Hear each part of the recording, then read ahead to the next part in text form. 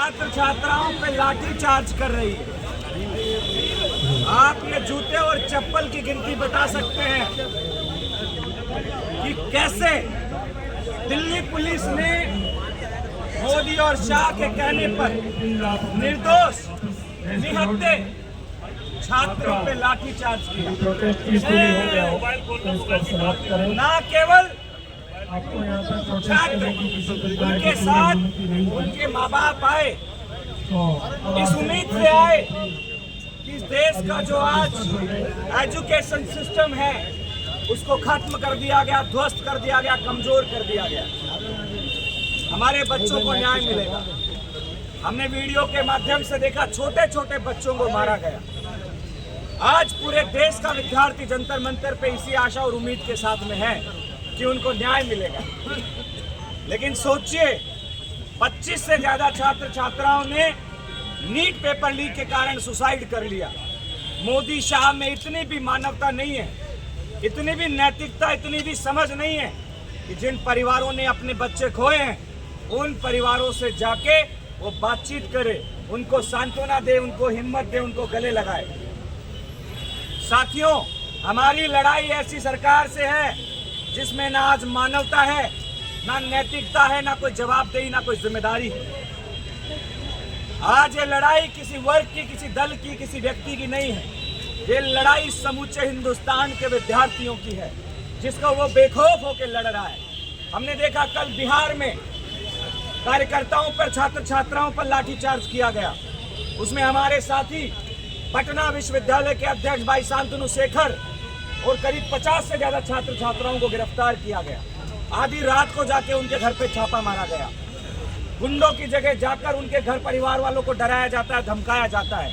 उनका क्या दोष है कि वो इस आंदोलन को आगे बढ़ाने की कोशिश कर रहे हैं। मुंबई में जिस तरीके से छात्र छात्राओं पे लाठीचार्ज किया गया, जयपुर में जिस तरीके से छात्र छात्राओं पे लाठीचार्ज किया जा रहा है, आज देश का ऐसा कोई कोना नहीं बचा है जहां पे इस पेपर लीक के खिलाफ, इस भ्रष्ट एजुकेशन सिस्टम के खिलाफ आंदोलन नहीं चल रहा हो। मैं आप सबके माध्यम से मोदी और शाह को कहना चाहता हूं कि आप इन विद्यार्थियों को कमजोर समझने की कोशिश ना करें। इस देश का विद्यार्थी आपकी तानाशाही, आपका हठ धर्मिता, आपके घमंड को अब चुनौती दे चुका है।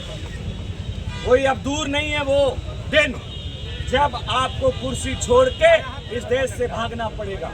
क्यों भागना पड़ेगा? इन्होंने भगवान राम के नाम पे वोट मांगे, इन्होंने मंदिर में चोरी कर ली, इन्होंने छात्रों के भविष्य के लिए सपने दिखाए, इन्होंने पेपर लूट करके, पेपर चोरी करके छात्रों के भविष्य की चोरी कर दी। इन्होंने इस देश में सरकारें वोट चोरी करके बनाई। चंदा चोरी, पेपर चोरी, वोट चोरी, ऐसी कोई भी चीज नहीं बची है जो इस देश में चोरी नहीं की जा रही है। इस देश के आज वो स्तंभ, चाहे वो एजुकेशन का हो, चाहे हेल्थ का हो, चाहे इस देश का कानून हो, सबको पूरी तरीके से ध्वस्त कर दिया गया। मैं आप सबसे कहूंगा, NSUI पूरे देश के अंदर विद्यार्थियों के साथ में खड़ा है। और आपको याद भी दिलाना चाहूंगा, जिस दिन पेपर लीक हुआ, हम लोग शास्त्री भवन का घेराव कर रहे थे और चलते घेराव के अंदर प्रशासन को ये मानना पड़ा कि पेपर लीक हुआ है। साथियों, इस देश की पुलिस ने नहीं बताया पेपर लीक हुआ है, इस देश के इंटेलिजेंस ने नहीं पकड़ा कि पेपर लीक हुआ है, इस देश की सरकार प्रशासन ने नहीं पकड़ा कि पेपर लीक हुआ है। इस देश के विद्यार्थी पेपर लीक के खिलाफ हुआ कि एक ऐसा पेपर सोशल मीडिया पे सर्कुलेट हो रहा है जिसके 80 क्वेश्चन पेपर से मैच खाते हैं। सरकार, NTA सब आंखें बंद करके बैठी हुई है। मैं आप सबको कहूंगा, ये भ्रष्ट सिस्टम, इसके खिलाफ हम सबको एकजुट होकर लड़ना पड़ेगा। हम सब विद्यार्थियों पे हुए लाठीचार्ज की निंदा करते हैं, हम लोग उनके साथ में खड़े हैं, हमारे दफ्तर खोल दिए हैं। जिसको भी किसी प्रकार की कोई आवश्यकता हो, आप हमारे दफ्तर में आइए। हमने वहाँ सोने की, बैठने की, खाने पीने की, मेडिकल की, साथ में लीगल की भी व्यवस्था करा रखी है। आपको डरने की जरूरत नहीं है। सरकार को आंखों में आंखें डाल के चुनौती दीजिए, क्योंकि इस देश का जेनजी, इस देश का विद्यार्थी अब सड़कों पे आ गया है। और जिस तरीके से हम लोग देख रहे हैं कि जिस तरीके से बैरिकेड को उछल उछल कर मजे में चला रहा है, तो मोदी साहब इनको हल्के में मत लो।